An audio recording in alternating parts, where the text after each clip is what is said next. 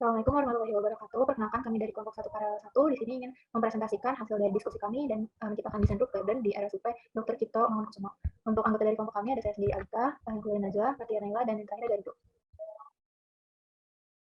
Untuk lokasinya ini kita mengambil di Pusat Kesehatan Ibu dan Anak RSUP Nasional Dr. Cipto Mangunkusumo, tepatnya di Jalan Diponegoro nomor 71, Kenali Senin di Jakarta Pusat. Ini merupakan isi dari presentasinya. Yang pertama adalah landasan teori dari roof garden. Roof garden itu adalah aplikasi konsep arsitektur hijau yang memiliki nilai estetika yang baik dan bermanfaat bagi lingkungan. Untuk jenis dari roof garden sendiri dapat dikategorikan berdasarkan media tumbuh dan tinggi rendahnya intensitas pemeliharaan. Yang pertama ada extensive green roof yang memiliki intensitas pemeliharaan yang sangat rendah, media tanam yang digunakan juga semi subur dan dapat menanam rumput serta memiliki kedalaman kurang dari 15 cm. Biasanya atap ini diaplikasikan di bangunan rumah. Bisa next. Yang kedua ada semi intensif green roof yang dimana biasanya di dalam green roof ini keragaman tanamannya lebih banyak dan dekoratif dan memiliki kedalaman media tanam yang lebih tebal daripada ekstensif. Yang terakhir ada intensif green roof yang memiliki intensitas pemeliharaan yang lebih tinggi dari ketiganya untuk menjaga kelestarian dan keindahannya. Untuk ketebalan media tanam ini lebih dari 20 cm. Kemudian ada analisis aspek perencanaan dan pengembangan roof garden. Untuk analisis fisiknya, tapak berlokasi di RSUP Nasional Dr. Cipto Mangunkusumo di bagian gedung lantai 5 Pusat Kesehatan Ibu dan Anak. Terdapat 3 gedung dengan luas 890 meter persegi, 1.592 meter persegi, dan 434 meter persegi. Kemudian untuk biofisiknya, berdasarkan data sekunder yang kami dapat, iklim kota Jakarta memiliki kondisi yang tidak nyaman. Dapat dilihat bahwa suhunya 28,4 Celcius, kelembaban 75%, kecepatan anginnya 1,38 meter per second, dan THI-nya 26,98. Yang berdasarkan Lauri 1986, iklim ideal bagi manusia itu sekitaran 27-28 Celcius untuk kelembabannya sesuai 47,5 dan THI-nya seharusnya 21-27.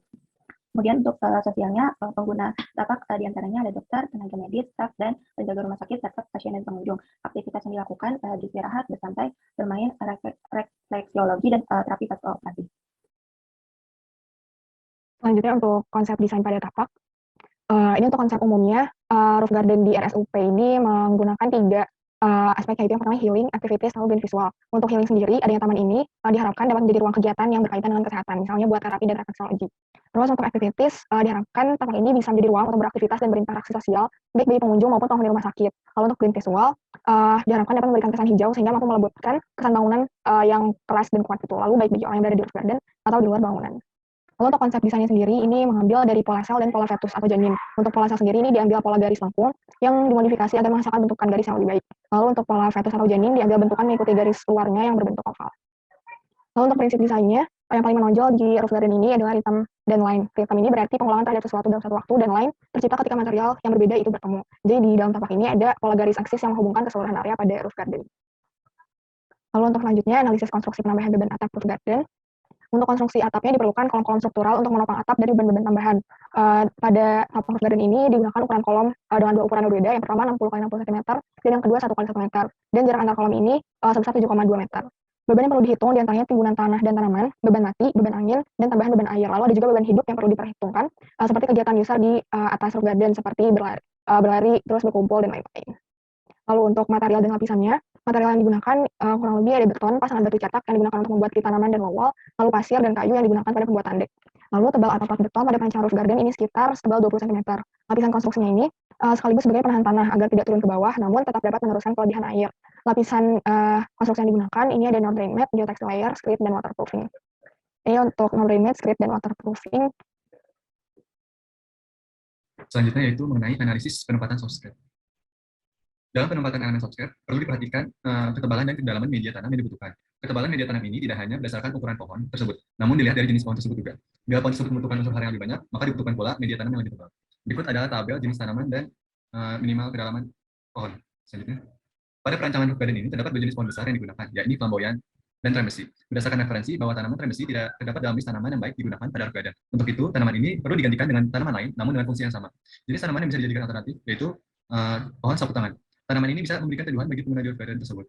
Namun, bisa saja tanaman tersebut digunakan dengan pemangkasan yang cukup intens untuk membatasi ukuran tanaman. Berikut adalah foto dari pohon flamboyan dan sapu tangan. Berdasarkan gambar potongan di samping, beberapa titik pohon-pohon besar tersebut tidak tepat berada di atas kolom-kolom struktural.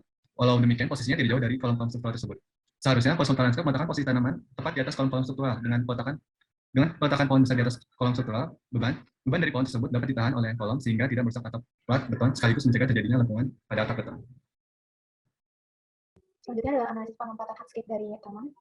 Dari taman roof garden ini dibagi menjadi 3 area. Di sini tertera di area 1 dan area 2. Area 1 merupakan area yang difokuskan untuk tempat refleksologi PAS atau untuk terapi yang pasien pasca operasi. Di area ini dilengkapi dengan sitting area yang ada di tanda lingkaran merah di samping dan digunakan untuk pengguna untuk beristirahat sejenak.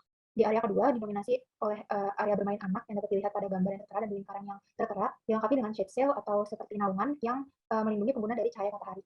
Selanjutnya juga ada timber deck, kayu berupa kayu di tengah-tengah dan dekat dari area bermain anak. Dan area ini merupakan lokasinya cukup jauh dari area 1 sehingga tidak mengganggu pasien, apalagi pasien yang menggunakan area 1 untuk terapi pasca operasi. Next. Yang ketiga atau area yang terakhir merupakan area yang didominasi oleh sitting area. Nah, di sitting area seperti pada gambar ini dilengkapi dengan meja dan bangku taman serta shade sail sehingga pengguna bisa terlindung dari cahaya matahari. Untuk perkerasan yang digunakan pada area ini didominasi oleh material konkrit sehingga tidak membahayakan pengguna. Selanjutnya ada sistem drainase pada tapak. Untuk sistem drainase yang pertama ada mencegah kebocoran pada atap. Nah, untuk konstruksi ini berfungsi sebagai penahan tanah agar tidak turun ke bawah dan tetap dapat meneruskan kelebihan air dan selanjutnya dialirkan ke drainase utama. Untuk lapisannya sendiri terdiri dari no drain mat, geotextile layer, script, dan waterproofing. Fungsi dari waterproofing ini berfungsi untuk mencegah air agar air tertahan dalam drainase tidak langsung menempel pada atap sehingga atap dari beton tetap aman dan memiliki jangka fungsi yang lama. Untuk filter geotextile sendiri memiliki fungsi yang merupakan pengganti ijuk dan berfungsi untuk mengalirkan air ke bawah dan mencegah pelembatan di saluran air. Untuk di permukaannya sendiri, drainase pada tapak yang ditemukan tertera pada gambar. Nah, untuk drainase ini berfungsi untuk mencegah adanya genangan air pada permukaan yang diakibatkan air siraman pemeliharaan seperti siraman air di sore hari dan pagi hari ataupun air hujan. Yang kedua, genangan air ini dapat merusak plat atap beton sehingga sangat diperlukan adanya drainase pada permukaan tapak. Di drainase permukaan tapak ini juga ditemukan lapisan waterproofing yang dapat digunakan pada plat beton untuk menghindari retak, kebocoran, atau kemudian air bocor atau merembes. Kemudian selanjutnya ada sistem plumbing pada tapak. Yang pertama ada sistem plumbing air bersih. Pertama ada sistem sambungan langsung, itu pipa distribusi yang berada dalam gedung disambung langsung dengan pipa utama penyedia air bersih. Kemudian ada sistem tangki atap, air ditampung dalam rangkaian bawah yang umumnya terpasang pada lantai terendah bangunan, lalu dipompakan ke tangki atas yang diletakkan di atas atap. Kemudian dari tangki atap ini akan didistribusikan ke seluruh bangunan, bisa dilihat di gambar sebelah ini. Kemudian terdapat pompa cadangan yang berfungsi untuk menaikkan air dari tangki. Kemudian juga terdapat alarm untuk menandakan air itu penuh atau air rendah. Kemudian selanjutnya ada sistem plumbing air hujan dan drainase.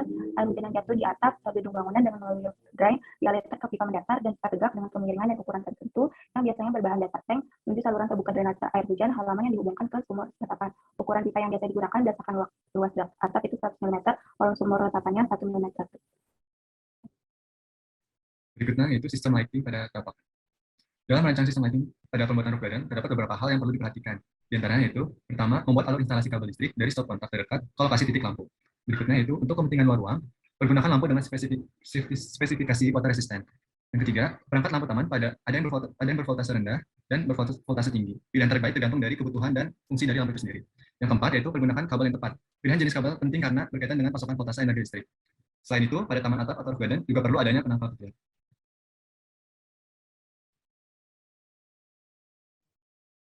Kesimpulannya, konsep yang diterapkan pada lantai 5 RSUPD RSUP Mangkusumo itu bentuk kansel dan vektus atau jenis yang mengandung nilai healing, aktivitis, dan clean visual. Prinsip desain yang ditonjolkan adalah ritme dan line.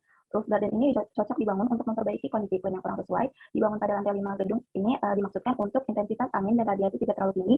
Bahan material yang digunakan pada roof garden ini didesain dan dirancang dengan baik agar tidak terjadi kebocoran atap seperti beton dan lakukan waterproofing. Area pada roof garden ini meliputi dan satuan sitting area, reflexology area, yang dilengkapi beragam hardscape. Sistem drainase dan plumbing pada tapak juga direncanakan dengan baik agar tidak terdapat genangan atau luapan air. Sistem plumbing pada roof garden ini terdiri dari dua, yaitu air bersih dan air hujan, dan juga pada tapak terdapat lighting serta penangkap listrik. Selanjutnya terdapat detail engineering design atau DED terhadap hardscape yang kami terapkan. Yang pertama adalah konstruksi pola pavement. Ini terdapat dua pola yang diterapkan dan tertera juga material yang digunakan, diantaranya ada coral sikat, keramik, dan konkrit. Selanjutnya juga ada batu andesit dan kayu untuk pengaplikasian timber deck. Ini merupakan pola potongannya. Nah, ini merupakan konstruksi ayunan yang terletak di Children's Area Playground. Untuk material yang digunakan itu konstruksi dari bangunan atau ayunan ini dari kayu jati dan dilengkapi dengan tali untuk menghubungkan bangku ayunan yang juga terbuat dari kayu jati. Untuk fondasinya sendiri itu terdapat konkrit yang masuk ke dalam tanah. Kemudian ada konstruksi lampu yang digunakan itu lampu sorot LED. Berikutnya ada konstruksi pagar. Untuk material yang digunakan untuk pagar sendiri, yaitu untuk bahan kolomnya sendiri itu terbuat dari konkrit, dan pagar sendiri itu terbuat dari besi. Untuk fondasinya terbuat dari batu alam.